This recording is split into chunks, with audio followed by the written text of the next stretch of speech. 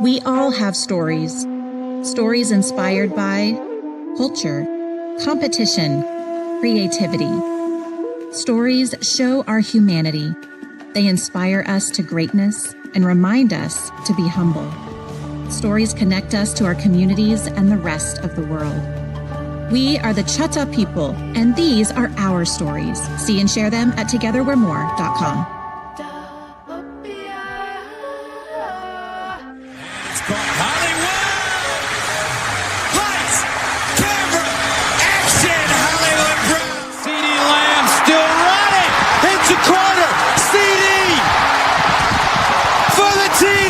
People don't know what it is to be champions. Oklahoma invented it.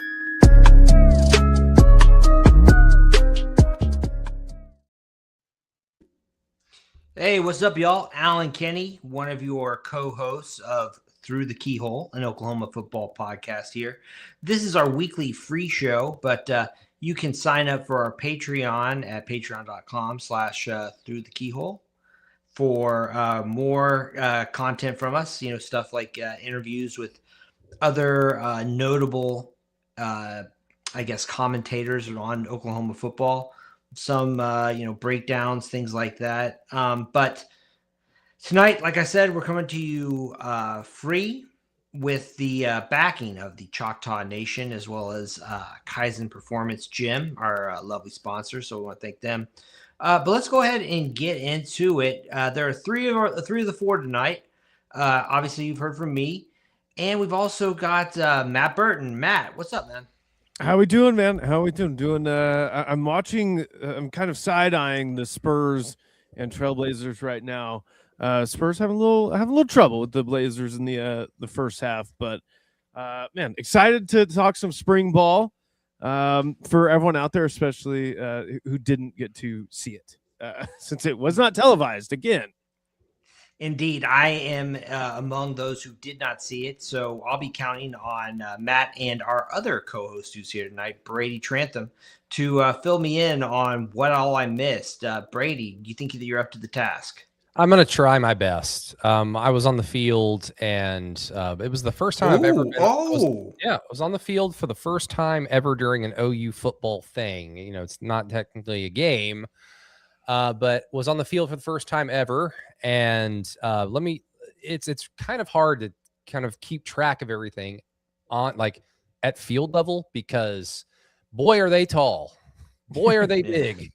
And I'm not. I'm only 5'11", but I'll try my best, Alan. Excellent. Well, yes, Oklahoma completed the annual red-white game this weekend. I guess we can call it annual, although it was, coming off a 1-year hiatus. The first of its kind. We had a little blip. Blip. Yeah. But they did not televise it. So, everything that's been, talked about we're only seeing it through the lens of people who were there. So I guess first things first, though, guys, I want to ask, since it's back, I think the announced crowd was around 31,000.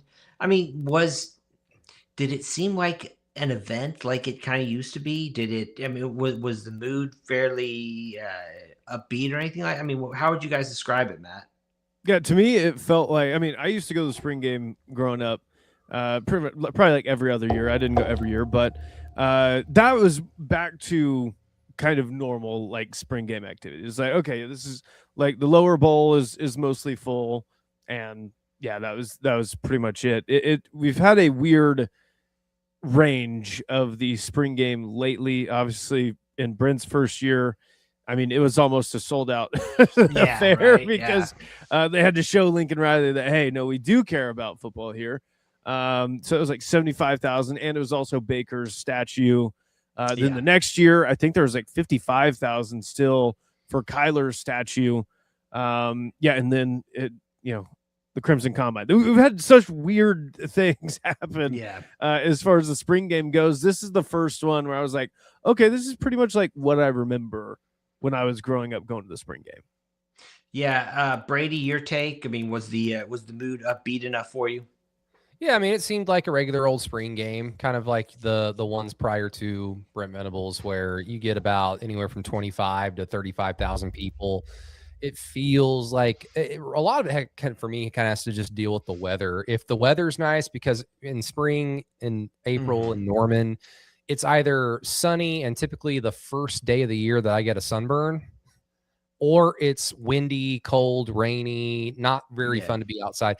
And we got lucky with the weather this year, and that kind of upped the environment level. I mean, the fans were excited to be there. The fans enjoyed the game. Like every time, a big play happens, and there are quite a few big plays that we'll get into, the crowd was juiced and enjoying. I think everyone just kind of like, okay, like, yes, we know spring games are kind of silly, but they were kind of an invention for the fans way back in the day. And now college football is $1 billion business. And so the fans don't really matter that much, but this is kind of one of those bygone things from the previous eras of the sport that are for the fans. And I think people at least appreciated that. Well, we have it this year. Who knows about next year?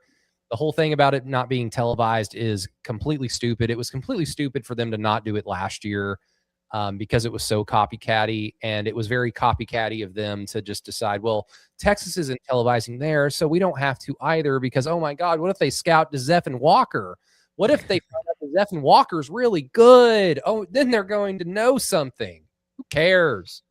Beat their ass. That's the part. Yeah, you're right. I mean, that's the part of it. Just doesn't really seem to hold up. But I guess, once one, once one coach or one program breaks the seal on stuff like that, then it kind of all comes tumbling down, I guess.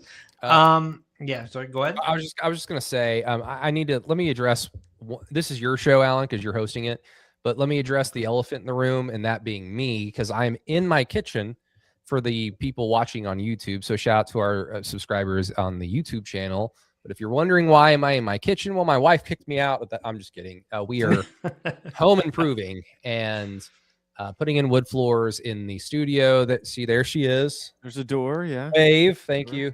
Hello. And we are still in the process of finishing it. So next week, hopefully this desk and these computers will be in that room that way. So sorry to everybody going like, why is he in his kitchen? It's better than my mom's basement, though. It's an improvement. But Alan, please take it away. Yeah. No, the remodeling process, man, is a real chore, man. I feel for you. So hopefully it all goes well for you, man. All going well. Yeah, good. Okay. Well, I think that I guess first things first, the big news last week, right before the spring game, was that Owen Heineke is going to be an Oklahoma Sooner again next season. Sounds like he was granted the injunction, and it sounded like the decision was fairly simple for the judge in charge there. I believe his name's Thad Balkman. Yes. Sounded, and so I mean, it didn't sound like he was particularly impressed by the NCAA's case. So I guess first of all, I'm assuming that Owen got a pretty big reception when they brought him out. I mean, did he come out on his own type thing, or? I mean, Matt, you had a better, I was actually right next to the tunnel where Owen comes out, where OU comes out of. But because I was so close, the sound, the music, I knew they were playing Many Men.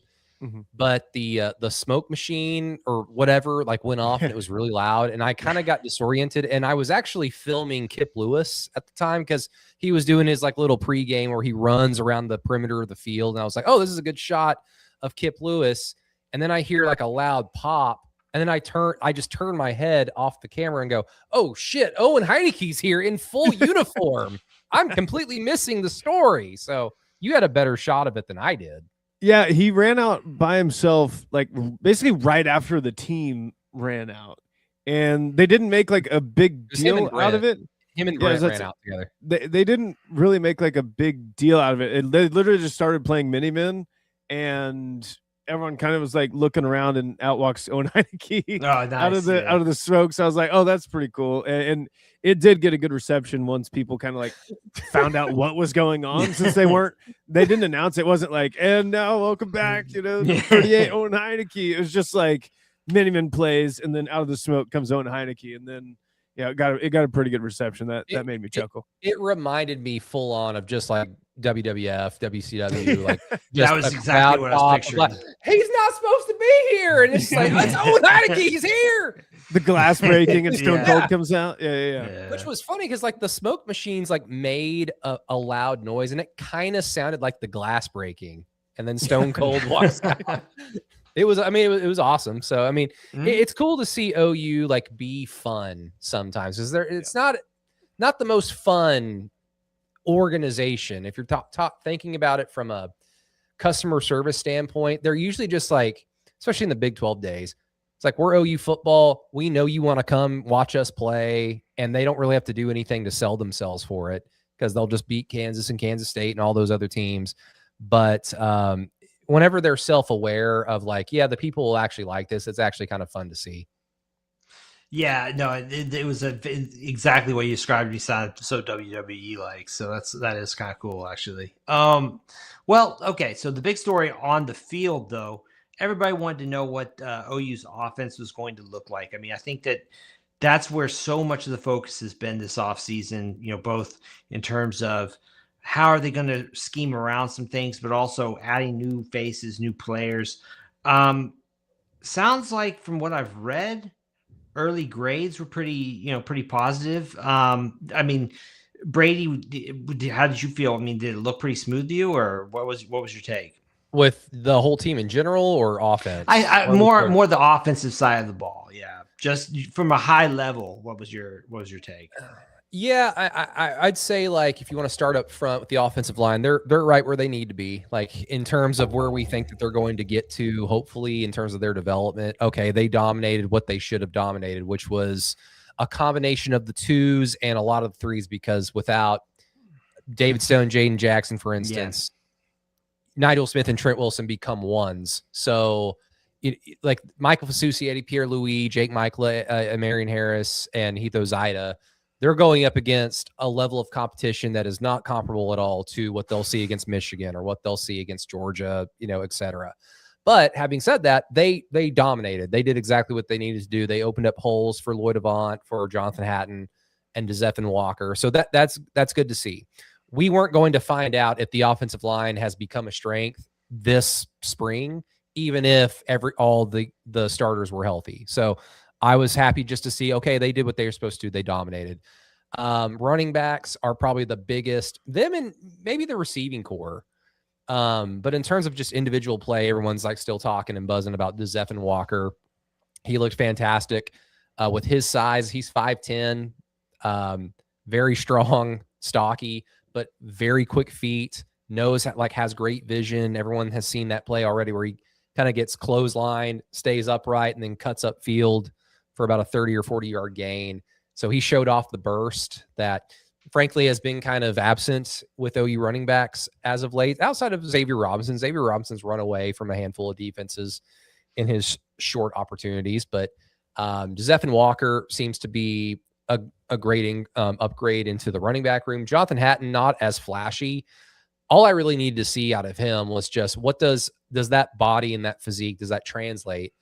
And that dude ran through two like shoulder tackles for a touchdown. I'm like, that's all I need to see, with him. So it seems like OU's running back room, once Torrey and Xavier come back, should be on paper a massive upgrade from the running back rooms that we've seen over the last few years. And of course, with the offensive line being where they are, that's of course going to make their jobs easier.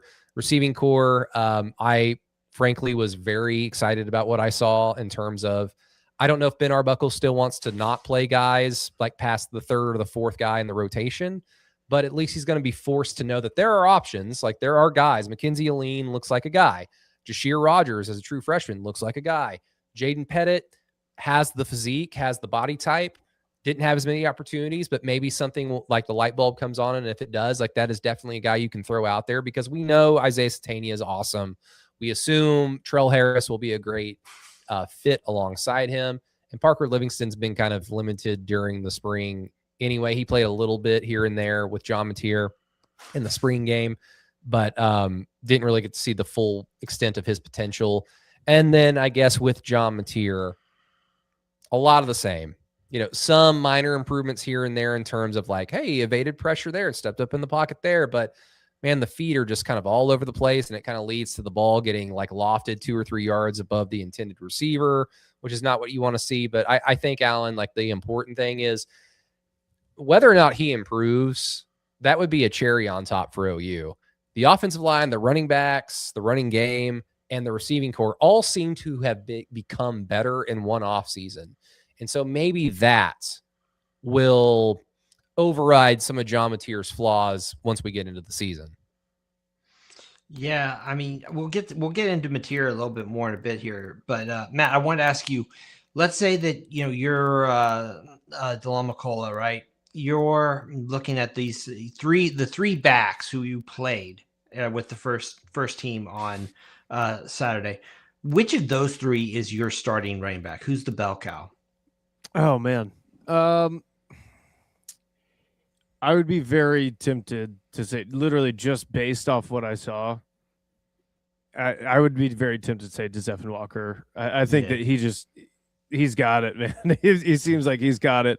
I will say, like, Lloyd Avant kind of surprised me. I was like, okay, this guy's got something. And I think just to get it all out there in the open, I'm just going to say this once so that we can like kind of move on and everyone can take what I'm saying with a grain of salt.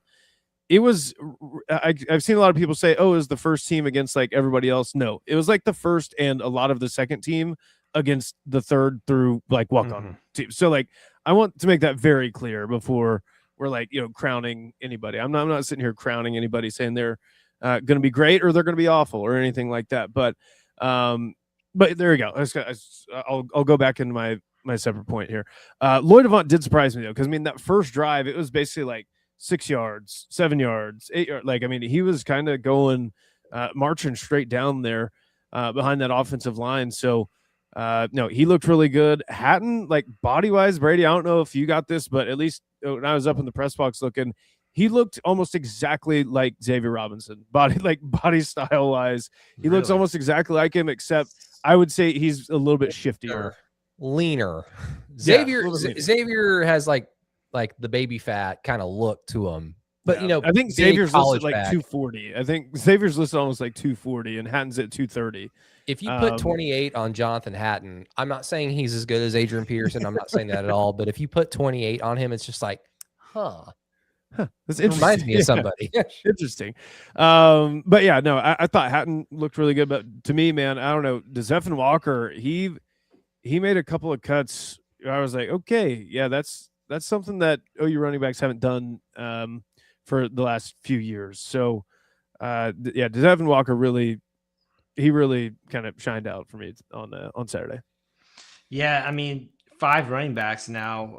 This is one of those good problems, I guess, right? I mean, I think that everybody feels it's funny. Everybody feels a lot more settled. I feel at that position than the past couple of years. It seems like Brady, the tight ends. We'll get to Mateer. The tight ends. I want to know your take on what you saw out there from them. Yeah. Other than some of the, I guess the general understanding of what most people have had, like from people just having the understanding of how big and tall some of these guys are compared to the dudes that always trotted out there last few years. And then with our access that we've had for 4 or 5 practices during spring, and just seeing them up close, seeing how they've kind of used them or how they've drilled them, seeing them in a game type environment, Alan, being able to see OU just do routine, normal tight end stuff was a breath of fresh air. I mean, John Mateer, I believe it was like the 3rd drive for them. I think it was after Bo Bentley's interception to Peyton Bowen, where he just threw it directly to him. I don't know what was going. Bless his heart. He's 18 years old, but here Peyton, in his defense, he is an Oklahoma Sooner. He did throw a pass to an Oklahoma Sooner. But anyway, the ensuing drive, John Mateer's, like on the with the ones driving down the field, they get in a 3rd and long. I mean, Matt, do you remember what play this was? Was it a 3rd and 11 or was it bigger? Was it longer than that? The next play was the Rocky Beers conversion. No. The Rocky Beers. I can't remember. exactly. It was no. it was I third wish and that we long. could go back and watch it, but Here, just Matt, pull it up for the viewers. yeah. And zoom and enhance. But it was a third and long, and they run like a misdirection and then dump it off to Rocky Beers running across the other side of the field. And it wasn't spectacular. It wasn't like, oh my God, Rocky Beers is a supreme athlete. Look at this athleticism. It's just like, no, that's a normal tight end doing a normal tight end route with an offense doing a normal play on like, hey, it's third and long. Let's catch them napping, use their speed against them, and then boom, big chunk play to move the chains. Does that mean that the tight end question has been thoroughly answered? Well, of course not, because this is spring. You do not win national championships in spring. OU knows that, but boy, are they starting off on a much higher plane with Rocky Beers and even Hayden Hansen. They gave Hayden Hansen, I think he had 3 catches for 39 or 49 yards in the game. Had a pass to him from John Mateer in the red zone. I'm like, yeah, because that dude is 6'8". He is so big and so tall, and Florida didn't necessarily use him in the red zone that much as a passing threat, but that's because they were Florida and they had, I don't know, at quarterback, other than the dude who just now showed up at Baylor a few months ago. I can't name you another Florida quarterback in the last few years, so maybe that has a little bit to do with it. And then, of course, Jack Van Dorsler, he's had I think a thumb issue. He had a cast on his arm or his hand the week before the spring game. Didn't play. Did he play in the spring game? I don't remember seeing him. I do remember. Yeah, I do remember seeing him. He got credited for a catch, and I just couldn't remember. I went through the footage and I couldn't find it. I can't remember the catch, but no, he was definitely out there. I felt like they rotated those 3. Yeah. Tristan Haynes had a catch, so I remember that. That dude's big. But all this to say, Washington. My bad. Yes. Tristan Haynes is a cornerback. God, goodness, what's wrong with it? It's because I'm in my kitchen. Now, all this to say, how great is the tight end room? We're gonna have to wait to see, Alan, but it's definitely a room that can be utilized in this offense to John Mateer's benefits. Is I think the easiest thing to take away from the spring game. So the breakdown's looking like Hansen is more your blocker, Beers is more your kind of receiving threat, or you feel like they can use them both kind of interchangeably? Hansen caught a couple passes, right? I think. He had 3. One. No, Rocky is the one who fumbled. Because he got upended. I thought Hansen fumbled another one. Too? Yeah, and Rocky Beers dove and punched it out of bounds. Well, now we need to ask the question. The lower third, the little crawl should say, do the tight ends have ball security issues? Is Jason Witten on the hot seat? Yeah, already. Interesting. Well, Peyton's notes, it looked like OU was playing tight end pretty much without fail. A lot of times getting into a double tight look. So big change from a year ago there. All right, Mateer.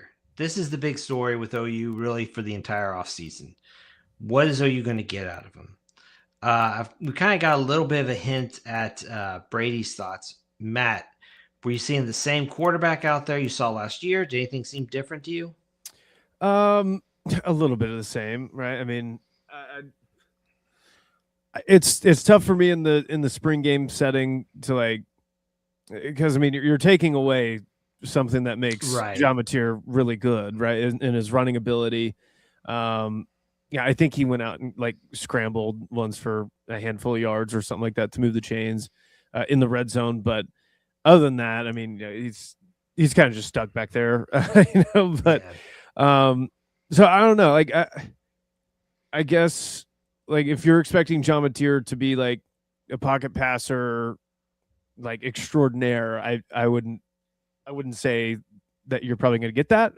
I don't think that that's going to be him, but I don't know, man. It was a lot of the same. I thought there were some where to me, it felt like, oh, he's really trying to get it out, right by his ear, trying to get it out up here. But there were just a few times, I think, especially when he's moving either direction where the sidearm kind of just naturally just comes out and the ball kind of sails the there was a pass. I mean, he had Parker Livingston wide open for a touchdown, and he's rolling right, and it just sails over Parker's head, and it's just like, man, you have to have that play. Like, I know it's a spring game, I know we're all chilling, relaxing, like it's a great time, great vibe, but those plays got to be made.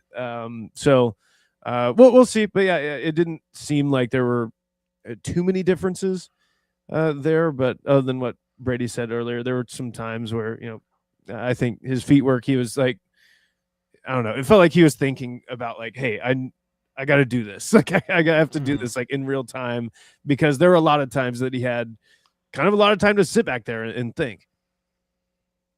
Yeah, I mean, just the very few clips that I saw, it looked like a lot of the same from last year.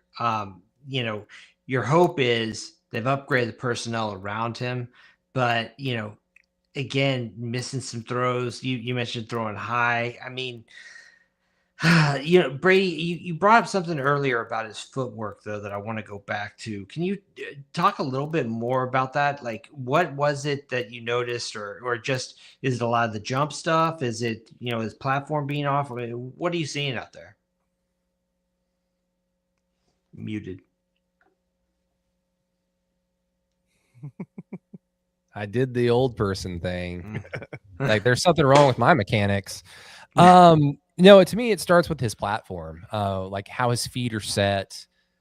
Because you don't have to play quarterback at a Division I level. You just need to go outside, touch grass, go outside, grab a football, aim at something like a tree, and throw. Like, try to hit the tree. And as you miss, because you realize you haven't thrown a football in a long time and your elbow starts to hurt, you realize, oh, I'm just using my upper body or using my arm.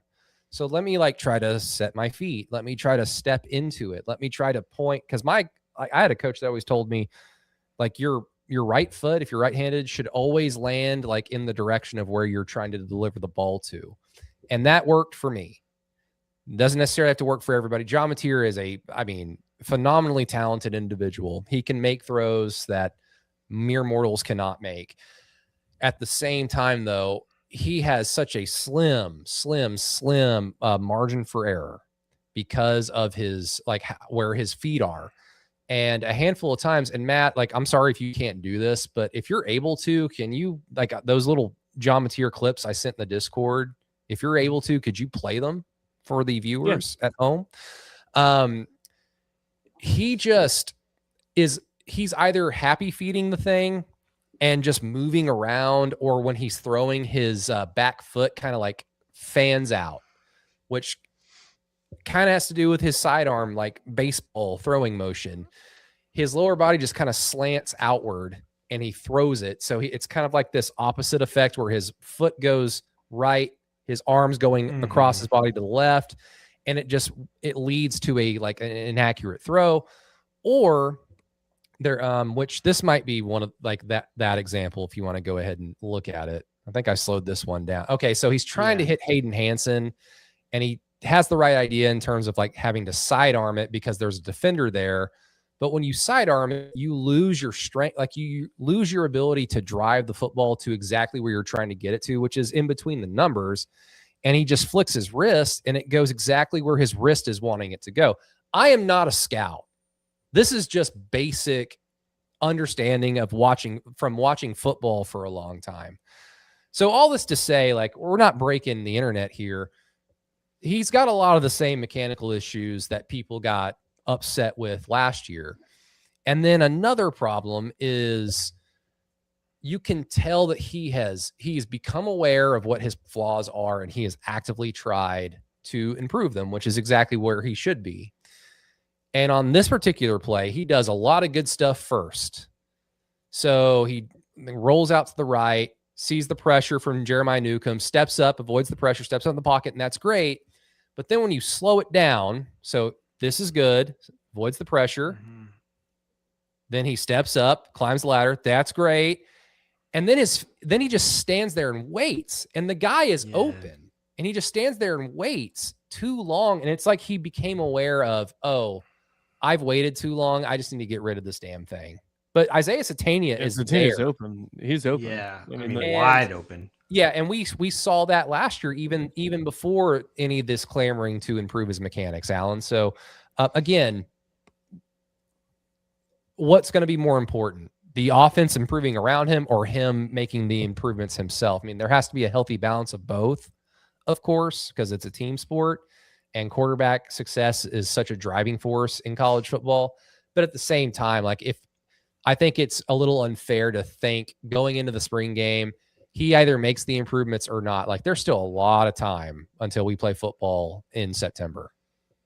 Yeah, but it's the feet stuff that like I feel like should be the kind of thing that he can get. Well, I don't coach quarterbacks. I'm not an expert in any of this, but you just wish at this point he'd be farther along, that you wouldn't see some of those old habits, those like kind of rearing their head again. You know what I mean? Yeah. And again, like, can you teach an old dog new tricks? This is kind of the thing here. And I think the last thing OU fans would want is for John Mateer to be so far in his own head. Yeah. Because like that last play that we saw where he did a lot of good things, Jeremiah Newcomb comes wide. So he stops rolling the pocket out to the right, because that play looks like it was designed for him to just continuously roll until he was parallel with Isaiah Satania so that he can easily dump it off to him. But he stopped because Newcomb came out wide on the blitz, and then he stepped up in the pocket to see Satania or if there anyone else that breaks open. All great. But it's like oh God, I'm standing here too long. I got to throw it, So there's improvement there, but then there's like mistakes there. But again, like do that in spring so that you can work on it. I mean, I think they had a practice today and they'll have a practice tomorrow. So they have 2 more practices in this spring session. So you're right, Alan. Like you don't want to see this stuff at all, let alone from a guy who's played so much college football like he has, with the same offensive coordinator and the same quarterback coach that he's had for the last few years. But again, color me optimistic for OU, I guess. I don't think John Mateer needs to be a Heisman winner or a supremely awesome quarterback for OU to win a bunch of games this year. Yeah, that's kind of where I'm going in my mind as well. It's kind of, you look, for example, at like what Will Howard was able to do for Ohio State the year that they, their most recent national championship. I mean, nobody asked him to be some kind of star. It's kind of one of those deals where you don't want Mateer taking away from what the rest of the team can accomplish, if that makes sense. And, I guess the more discourse that's gone on around Mateer, especially looking back at last year that I've heard this offseason, so much of it seems to center around his injury. And look, again, I'm not there in the locker room. I don't know what was really like. And clearly that thumb bothered him, but we're getting to the point with the thumb injury where it's starting to sound like a lot of coke to me. He had a broken leg, Alan. Yeah. Like, he couldn't walk. Like, I mean, I just hear it and I'm like, I don't know. Because I saw so many of the things that, people were complaining about in the second half of the year after he came back. It looked a lot like what he was doing the first half of the year. And on top of that, like, it also raises the question, like John Mateer got hurt. I mean, he took a lot of punishment last year. And, you worry if that's either the only way he knows how to play. And so therefore, you're subjecting him again to all those hits, or he can't play another way, if that makes sense, where, oh no, so that's a part of it. You want to see him. He needs to come along. That's, I guess, the best way I can put it. I get what you're saying, because I remember even like having podcasts during the season last year with the 4 of us where we were talking about, where I was bringing up like, he's hurt, but I mean, is it ideal? No. But should he be this bad? No. Or I'll give credence to like the injuries taking a toll on him are twofold. His knee injury was probably the most detrimental because it took away the thing that truly makes him special. Yes. Yeah. Whenever John Mateer is special, it's because he's dynamic. It's because he's beating you on the ground as well as beating you in the air. And for the most part, he's able to beat you in the air because he's beaten you already on the. You don't need to run back there. It's okay. It's because he's beating you on the ground and soften the defense, and then he can pick you apart here and there because you're not asking him to make pinpoint passes at that point.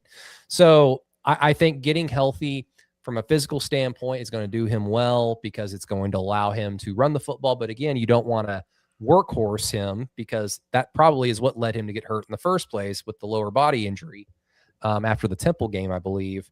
But you hope that the running game being improved just by the running backs and the offensive line combined with their improvements and the increase in talent, that they won't need him to do that. I think definitely in the red zone, yes, the QB like power game should still be a part of it when they get down to the end zone because John Mateer is very good at it, but not all the time. You know, that you have Jonathan Hatton, Zephan Walker, Xavier Robinson, Torrey Blake, like very physical, capable backs that have proven it. You know, some of them in college, some of them just in spring. They've proven it. So you let them take the punishment and get the 6 points. You've got better tight ends that you can work with their size in the red zone. But the other part, Alan, and maybe this is the corny part, there is something to be said about him being absolutely humbled because of what the hand injury did to him. Now, it could be coped that that's why, like, I sucked, but the end result was that he sucked. And for the first time in his life, he had to like really understand, like, I'm not God anymore. Like, I was God at Little Elm High School. I was God at Washington State, but boy, at OU and the SEC, this is different. And thankfully, I've got very talented teammates that I've never had before at the other places I've played, because I can rely on them because the team success does not go through me anymore. Like it's not the Russell Westbrook thing where the Thunder only win if Russell Westbrook has 40 points and a triple double. So Russell feels obligated to play that way. I think John having that humbling experience, probably a little bit similar to Dylan Gabriel in his first year at OU, where things did not go according to plan like he thought. And he took that to heart and made vast improvements. And part of those improvements were just the offense around him getting better skill positions, better offensive line, better running game. And it led to a better season for Dylan Gabriel. So maybe a little bit of that mojo can come back for John Mateer. And my question is how you get that confidence back, because I don't think that, you go on the road to Michigan. I was about to say, if you're a D1 quarterback, I don't think you're lacking for confidence. Don't get me wrong. Like, I think you're a confident guy. But I don't know. It's just speaking to that humbling, Brady, too. It's also got to be humbling whenever basically your entire side of the football is basically just asked, hey, don't fuck this up for us. Like, just don't turn over the football. Just, hey, it's okay if we punt it. That's fine. And I just want to see, a little bit of that. And I say a little bit, like, I want to see a little bit of that Maverick back from John Mateer. I don't want it to be all the time. But I think, whenever you look back at Washington State, and I know they weren't playing against an SEC schedule, but I think that's kind of what makes him him and what makes him special, right? Is that he can do some of those things. And I think I completely agree with you, Brady, that his knee injury is probably the more detrimental part, because he did not look like himself running the football as that time went on all throughout last year. But I want to see a little bit of that, that Maverick back, but not all the time. Maybe, and Matt, Alan, you can tell me if I am, but maybe I'm being too much of a John Mateer apologist because, Matt, when you bring that up, you're right. Like, the offense was basically asked, do not screw up. Just like we're either down a score or this is a competitive game, or OU has the lead. So we just don't want to lose it. Don't lose the lead. The defense will take us home. The offense was asked to do that, but it wasn't just because John Mateer wasn't good. Torrey Blaylock apparently broke his collarbone after the Illinois State game, played, and then got hit so hard on the first play of the Ole Miss game that he tried to leave the game afterwards, but then they didn't see that he had got hurt, so he had to stay on the field. And then he was basically a non-combatant for the rest of the year, even though he played against LSU. Did he even play against Alabama in the playoff? I can't remember. And then Xavier Robinson, in the first Alabama game in Tuscaloosa, hurts his knee, and he was already banged up to start the year. So who knows how truly injured he was. So it wasn't just because John Mateer was average to sucked half the time. It was just because they literally couldn't do anything else, coupled with they had 3 freshmen on the offensive line. So Matt, maybe getting John Mateer to have the mojo again is just going to be because it's a much better environment for him to be a little bit more of a maverick with the mentality. And sometimes that should lead to some success. We saw a little bit of that in the Michigan game last year where, just kind of wheeling and dealing, running around, then tossing it, and then spectacular plays happening. But it could also lead to, he overthrew the receiver by 10 yards and the safety caught an arm punt. So kind of to your Russell Westbrook point, you took the good with the bad with Russell too. Trying to do everything. Hopefully, I know, you're saying, hopefully John Mateer doesn't have to be like Westbrook, but Westbrook would put up those triple doubles and he'd have 8 turnovers. And you're like, what is going on? What is happening? What are you doing? Some of the most crazy turnovers you've ever seen. But then, he'd do something special. And you're like, that's Russell. That's why we love him. Yeah. And, looking at it too, in a lot of ways, it kind of is unfair because in a lot of ways, OU had to pin the entire offense on John Mateer last year. So, they're asking him to do a whole lot there. And so, in those kinds of situations, just by virtue of the ask, he kind of is going to take a lot of slings and arrows on that. So, the other side of the ball, though, Brady, anybody, if you had to pick a defensive MVP, who are you taking based on what you saw? I guess the easiest answer is going to be Danny Okoye. He had the most production, but outside of just because sometimes you can see the guy who has all the tackles isn't necessarily the reason why the defense had a good day. Because sometimes Jaden Jackson, for instance, who hasn't played this spring, Jaden Jackson rarely has much to look at in his box score. But if you watch the game, that dude fucks so much shit up that it allows Taylor Wine or Kip Lewis to clean it up and get the tackle or get the stat. But it's because of Jaden Jackson being so damn good. Danny Okoye, even with that said, Danny Okoye looks like a dude who has here, let me just put it to you this way. I already explained to you guys I was on the field, so it's a little bit of a different view than what I'm, of course, used to. And I'm going to have to get used to it because they're very big, they're very tall, so it's kind of hard to see through the trash. When I saw Danny Okoye, when I actually noticed him on the field, Alan's already pre-face palming, which is great because my first thought was, damn, I wish I had an ass like Danny Okoye. That dude is built. God damn, that dude is so big and strong, and he plays like it. He plays exactly like how he looks, which is like a monster. So, is Taylor Wine going to be able to just pick up where R. Mason Thomas left off and be the guy at edge rusher? I think we're all optimistic that he can make that leap from where he was last year as a second team all SEC, all conference performer. But then the other question is can someone take Taylor Wine's spot as the guy who probably gets all the numbers because everyone's worried about R. Mason Thomas over there? Is it going to be PJ Adebarwe, who's been out this spring? Is it going to be Danny Okoye? Could it be a new guy? Jake Krell was getting some love late in spring. Didn't really do much in the spring game. Wyatt Gilmore also, he didn't play in the spring game, I don't believe. But Danny Okoye looks like that dude might start over PJ Adebarwe.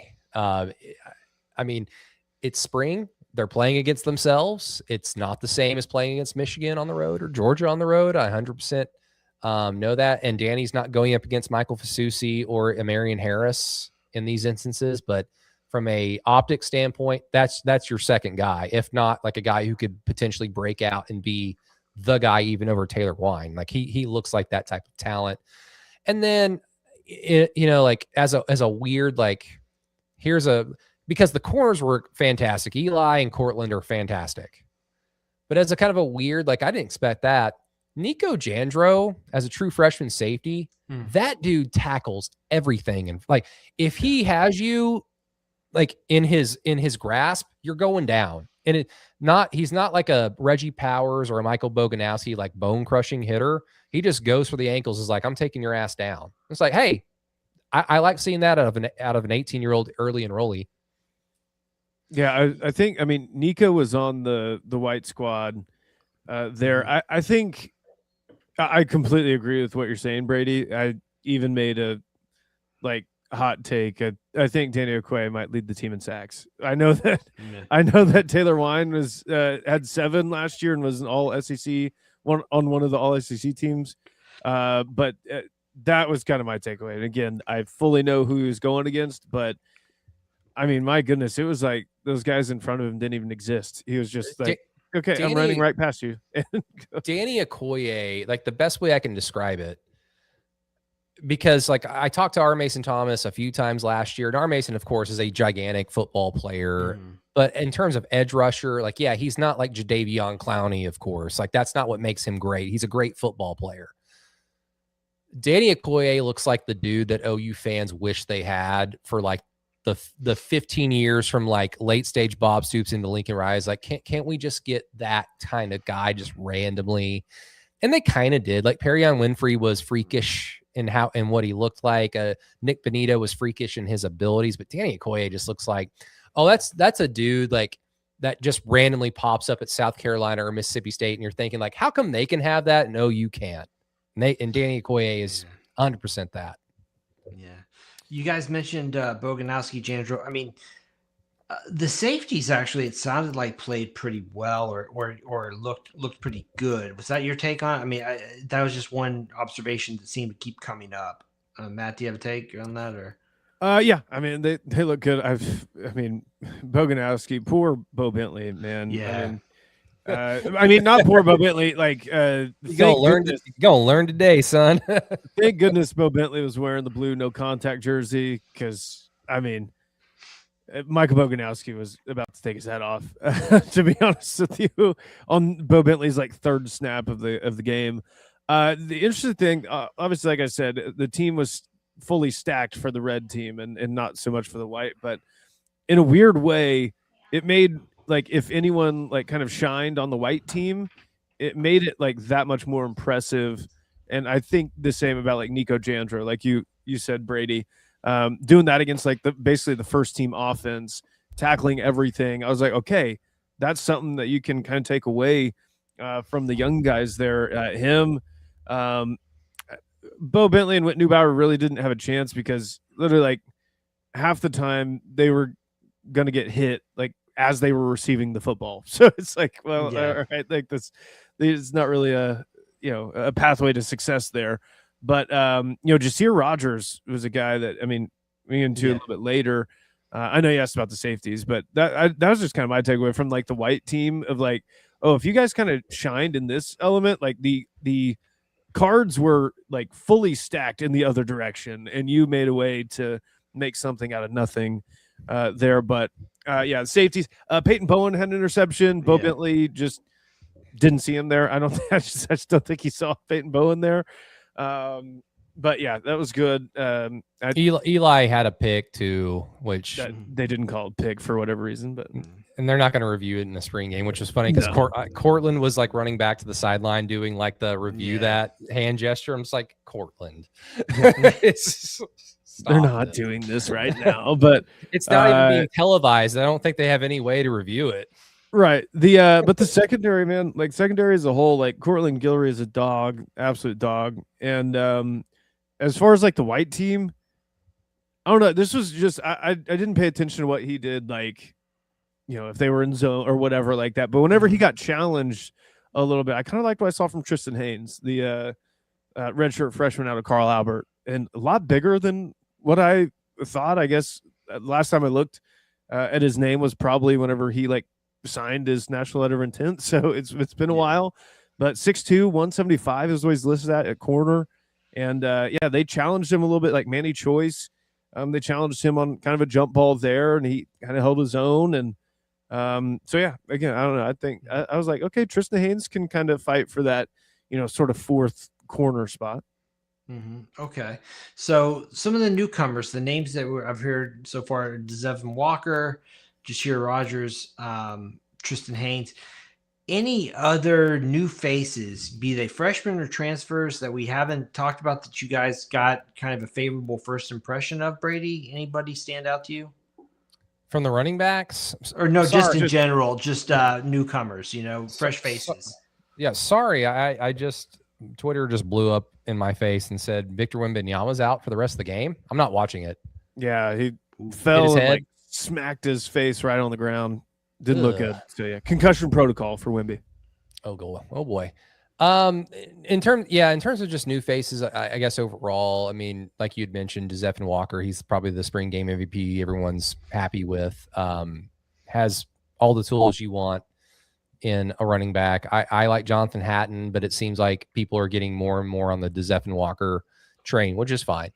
I already mentioned Nico Jandro. Some of the, if you want to talk about new faces in terms of like transfers, I mean, Amarian Harris looks the part. I mean, it shouldn't really surprise anybody. He's got 30 games of SEC experience under his belt, 20 games as a starter. And he looked like, he looks like he belongs. He looks like that side of the line is going to be fine. And OU at least 6, maybe 7 deep on the offensive line, you feel very good about. Past that, it's like, I don't know. And unfortunately for Bill Bedenbaugh, he does not have the luxury of figuring it out early in the season, because you got to go to Ann Arbor, to Athens, and then to the Cotton Bowl. There's going to be no platooning of the offensive line, I would imagine, but we'll see. It is Bill Bedenbaugh. He can do what he wants, I guess. Jashir Rogers, and I've not wanted to hear anyone talk about freshman receivers. I've not wanted to hear any hype. And then I saw him play, and it's just like, and he's doing this with the white team.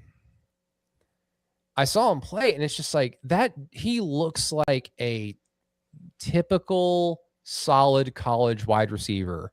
He looked like if he was at OU last year, he might have played even as a true freshman, despite Ben Arbuckle's wishes and despite Emmett Jones's wishes.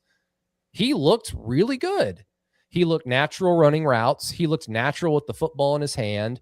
He understood how to like absorb contact. He had good ball security. I liked his general look. That's the best way I can describe it. I don't really know how else to describe it. He just looked like a college receiver, and I mean that as a compliment. So for a guy from Delaware as a true freshman, that's pretty damn good. Other than that, anybody else, Matt? I'm trying to. Did you guys see Cole Sullivan? What did you get? Any thoughts there? Big. Yeah, that comes up a lot. Yeah. I didn't really want to expect much of Cole Sullivan, mainly because we've heard this from multiple players about, especially on defense, Jeremiah Newcomb, Bishop Thomas, Cole Sullivan. Even the playbook is definitely a hurdle for the first third of the year for freshmen or incoming transfers. If you are playing defense under Brent Venables, it's like reading the Quran and the Bible and the Torah and then having to remember all of it. Apparently, it's apparently a very complicated playbook to remember and digest and have a full grasp of it. And with Cole Sullivan's position, he has to know what everybody's doing so that he gets everybody lined up properly and not just his own assignment. He's got to know that shit inside and out. So I didn't really go into this game expecting like, I want to see him like ball out and be one of the best linebackers on the field.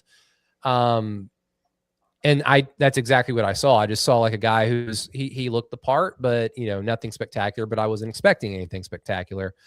But I got to write probably one of the, it's not the funniest thing. I mean, in my opinion, it's not the funniest sentence I've ever wrote, but I chuckled at it really hard because for some reason it just seemed so silly to write.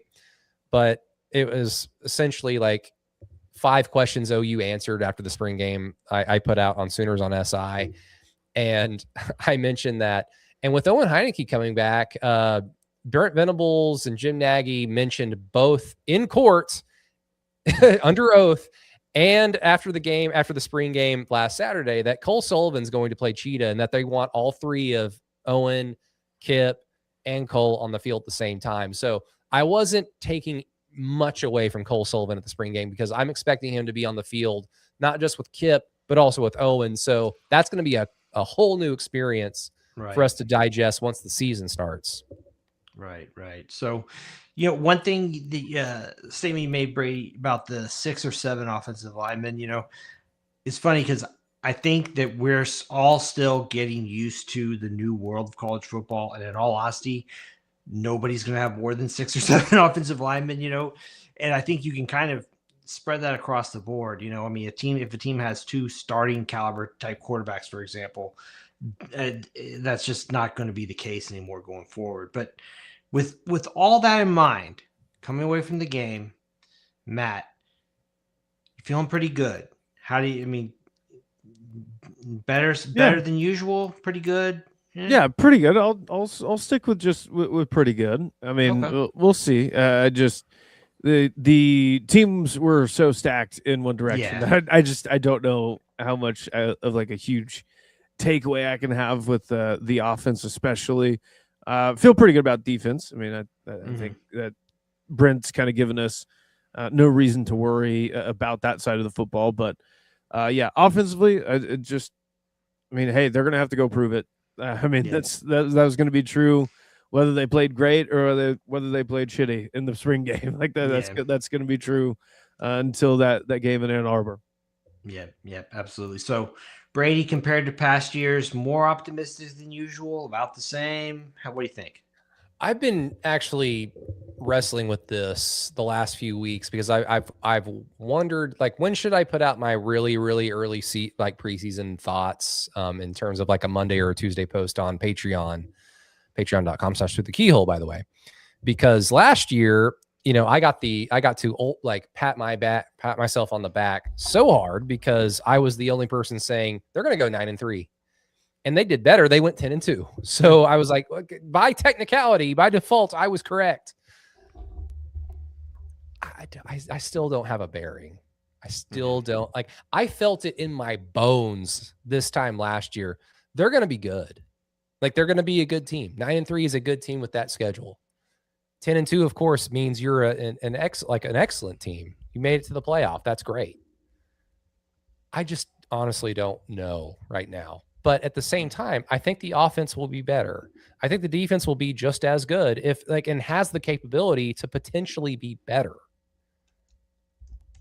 And yet I don't have a good feeling for, does that mean 11-1? Does that mean 8-4? That to me is kind of it. And not necessarily 8-4 or 11-1, but this team can go 9-3 and be one of the best teams in the country. Like they could lose to Georgia and Texas, or they can lose to Michigan and Georgia and beat Texas, and then beat Ole Miss and beat Texas A&M and Missouri and miss the playoff because they have that third loss. I don't think 9-3 teams should go to the playoff. It's just, that is a tough gauntlet. That is a tough schedule. And we are assuming a lot, even though they're very safe assumptions. Like the freshman offensive linemen from last year will be better this coming year because they'll be sophomores. The running back room will be better because Marco Murray is not coaching them anymore. And any one of us could have decided, hey, let's play Xavier Robinson more. He just had a good game against Alabama. Let's not play. Who did they play at LSU? Who started? Let's not start Javonte Barnes. Let's not do that again. So I have a lot of optimistic assumptions, Alan, but at the same time, I don't know. I don't have a bearing for it yet. Yeah. I mean, it's been kind of a theme this offseason, you could be a better team next year and still not, equal it record wise. And I actually just put in the Discord, I don't know if you're able to bring that up or not, Matt, but Bill Conley put out his rank, the top 10 hardest schedules based on his metrics. And OU checks in at number 3 this year, behind Texas at 1 and Arkansas at 2. And keep in mind, Texas has that non-con game against Ohio State. So I mean, it just goes to show. I mean, I think OU's slate in the SEC is pretty dang rough, man. I mean, that's just but you also look at that too. Let's see how many SEC teams are in here. 1, 2, 3, 4, 5, 6. So 7 of the top 10, all SEC, man. That's OU plays Florida, Mississippi State on the road, Kentucky at home, Ole Miss at home, Michigan on the road. You know what? And they always have to play themselves because sometimes OU beats themselves. So they have to always win against yourself, I guess. And then, of course, Texas. So, yeah. I mean, that's probably the kind of like the balance to that, though, is Texas, Ohio State, and Austin. Comparable to, I mean, not comparable. Ohio State's a national title contender. Michigan is not. But in terms of like just big game on your schedule, Ohio State comparable to OU's trip to Ann Arbor against Michigan. Georgia is definitely much better than Tennessee, but Texas has to go to Tennessee for the first time in program history. The same day OU's going to Georgia. So we're going to know a lot about both teams going in the Cotton Bowl. There really shouldn't be any surprises on that damn field. Yeah. I mean, with OU having gone through Michigan and Georgia beforehand, I mean, it's kind of one of those things where it used to be like, oh, what's OU holding back for this game? Where there's not going to be anything you can hold back at this point, Jacob Ulrich is going to be the punter. Like that's the wrinkle. No more. That's probably like one big superlative you could take away from the spring game is I don't think Grayson Miller is going to be punting that much this season. Unless he is just destined to punt awesomely in fall. Because last year it was like he was really bad in spring, really bad in the summer, and then fall camp happened. Jacob Ulrich got kind of banged up, and then Grace Miller was just punting the shit out of it. I was going to say, he was really good until he wasn't. But that was late December, so it was winter. So maybe he's only good in the fall. Right, like he's a Libra or something like that. I don't know. I don't know how to read. I don't know how to read it because Grayson Miller was technically on the red team, which was like the ones and some of the twos. Ulrich was on the white team, but you knew the white team was going to punt more. Yeah. And you knew the red team really wasn't. So I don't know how to read it. Is anyone going to say, well, Grayson Miller's putting against the 2s and 3s, and he's putting against the 1. He's putting to Isaiah Satania. Yeah. But if we're using that same logic, Tate Sandell was on the red team, and I think only had to hit 1 field goal. I think so. I mean, Liam Evans, was that the second or the third string kicker? He booted a 50-yarder with relative ease. Like, oh. Yeah. Wind, to be fair, Wind was with him there. And then apparently Trace Rudd, the freshman, they sent him out there for a 58-yarder with the wind in his face, and it was a windy ass day, and apparently barely came up short of a 58-yarder. Yeah, it was about 4 or 5 yards short. It was it was right on line. If he had put 4 or 5 yards of leg muscle more into it, he would have made it like true. So I was like, it was a pretty damn good attempt for a 18-year-old. Or if the wind wasn't 20 miles an hour in his face like that, then it might have. May have gotten there. All right. Well, fellas, we covered, I think, the spring game about as well as we could. Is there anything else that we need to talk about, or did we cover everything?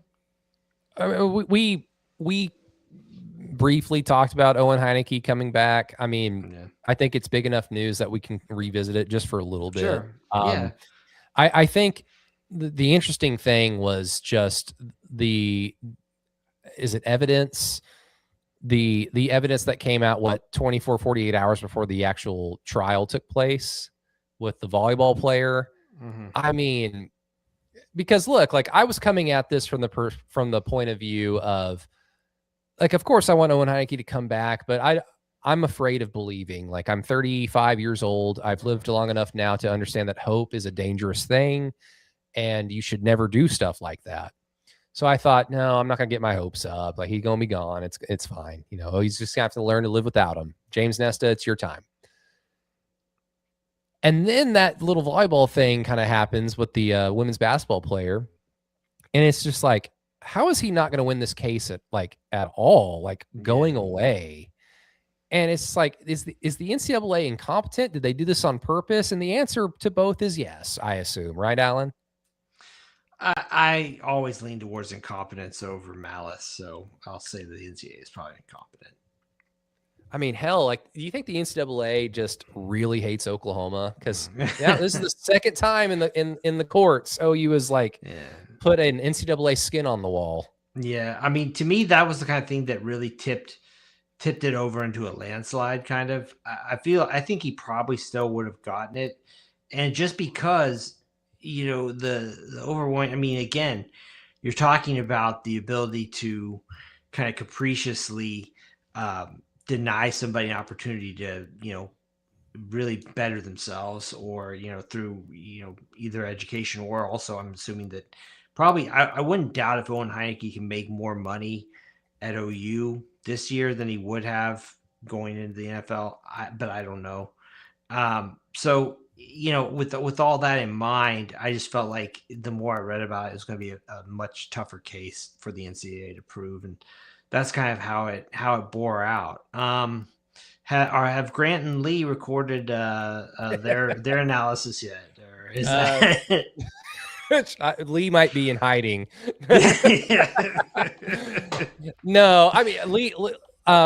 We have our little group chat. We have our little group chat too, and the day of is it a trial or is it a hearing? Like I don't know. Hearing. I think it goes down as a hearing. Trial sounds way too dramatic. Yeah. But the day of the hearing, like we're all going back and forth and sharing tweets of like here's what they're saying now, and Lee was like, oh, if that's the case, like with this volleyball player turned women's basketball player, if that's the case, then yeah, Owen's going to win this like very comfortably, like this open and shut case. So, I mean, to his credit, he was consistent until there was like glaring evidence that the NCAA like applied a rule arbitrarily here and didn't apply it here or over there. Then Owen Heineke should get that extra year of eligibility, and that's exactly what happened.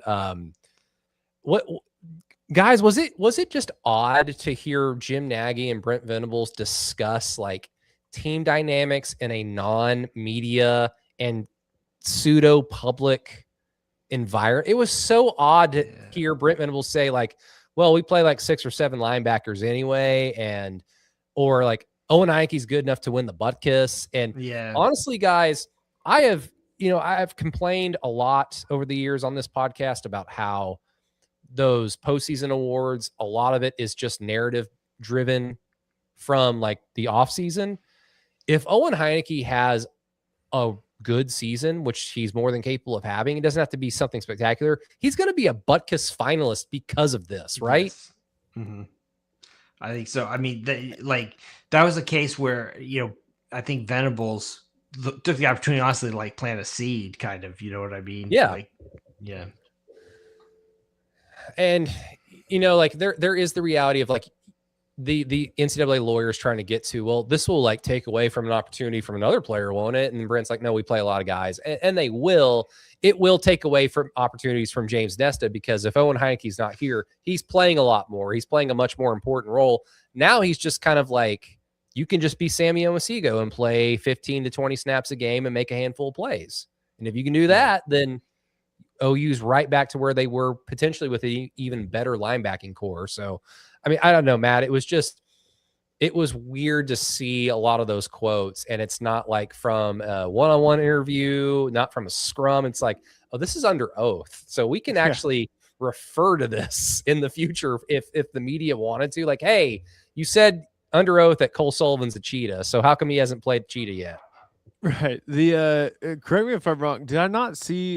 Did the NCAA guy that was there, fighting against this, did he say something? Did he make a comment about the butt kiss award?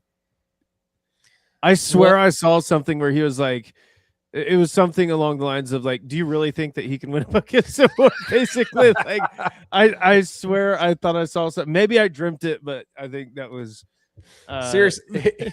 I know, like it slowly devolves into like a sports debate show, Right, where yeah. the lawyer has an opinion of like, seriously, this cat, you think this dude can win the butt kiss? Are you? And then they brought out Stephen A. Smith in my dream pulls up as his well. stats. He only had 27 tackles. Like, what are you talking about, coach?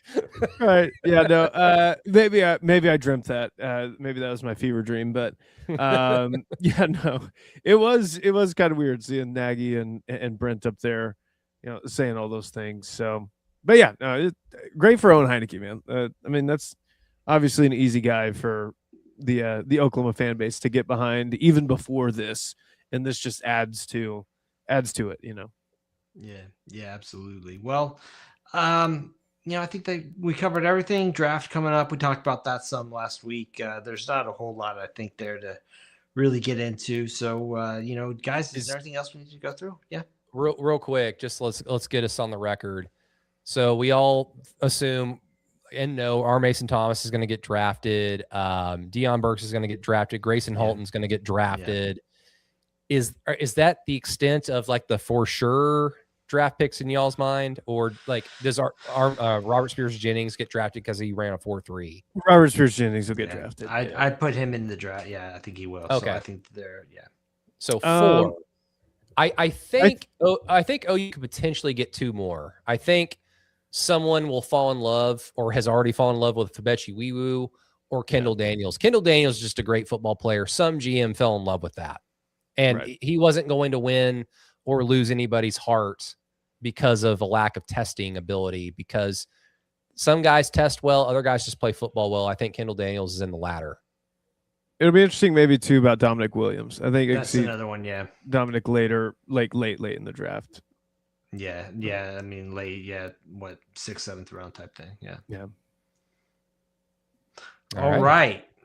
Sounds good. Well, folks, like I said, rate, review, subscribe wherever it is you get your podcasts. Hit us with one of those 5-star reviews that we all like so well. And make sure, again, to check out our sponsors. That would be Kaizen Performance Gym and Choctaw Nation. And also make sure to sign up for our Patreon, patreon.com/through the keyhole. You can get all kinds of good stuff there. And also the occasional free article or something quite similar to that on keyholepod.com, our free site. So I think that kind of wraps it all up. So for Peyton, who's not here, and for Brady and Matt, I'm Alan signing off. And I think there's something else that we need to do. Boom her? Sooner?